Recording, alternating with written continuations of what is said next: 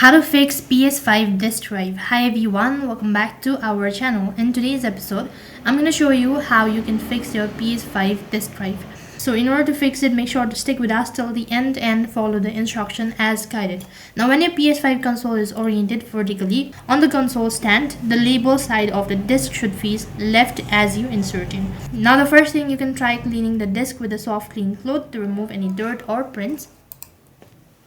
You can also try inserting another game, Blu-ray disc or DVD whatsoever, or else you can also access safe mode and select clear cache and rebuild the data as well.